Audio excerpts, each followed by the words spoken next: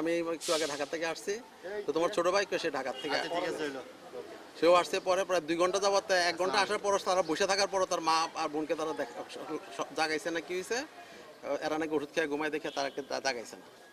তো জাগার পরে পুলিশ আসলো, পুলিশ আসার পরে ই করলো, তদন্ত করলো। তা পুলিশ বলতেছে যে এই ভদ্রলোক নাকি এই হেনতে চলে গেছে।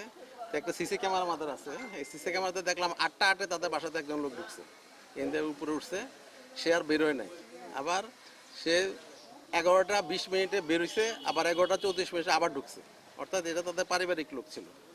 এই লোকই একজন ঢোকা বসা, কারণ তারা কেউ সাথে তারা প্রচণ্ড কনজারভেটিভ, আমার সাথে কখনো কথা বলে না তারা, এবং খুব ওনার হজ করে আসছে, হাজি মানুষ এবং মহিলাও হজ করে আসছেন, যার কারণে ওরা আবার নামাজের লোক, এটা কেউ সাথে কোনো কথাবার্তা বলে না, খুব চুপচাপ নিরিবিলি থাকে।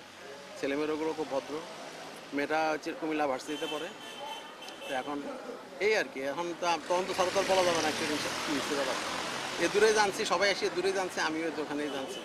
এখন ভাই হিসাবে মানে অনেকদিন ছিল, যার কারণে আমরা তার ঘটনা হয়েছে অ্যাকচুয়ালি তাদেরকে দেখে আমি ভাড়া জেনে দিয়েছি তার বাবাকে দেখে। তার বাবা আবার আমাদের জজকোর্টের প্রধানই ছিলেন, কেশিয়ার।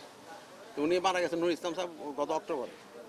তো এখন আমি একবার বলছিলাম তাদেরকে, যেহেতু তোমার আব্বা মারা গেছে, তোমরা কীভাবে চলবা, কী দিবা টিবা কিনা। আর বলছে না কাল অসুবিধা হবে না, আমরা চলতে পারবো, আমি থাকবো। তাই আমি কি তোমরা থাকো ঢাকাতে, তাই এনে দেওয়া তোমার মা বোন একলা বাসায় থাকে, কোনো সমস্যা হবে না, আপনাদের এটা সিকিউরিট বাসা সব।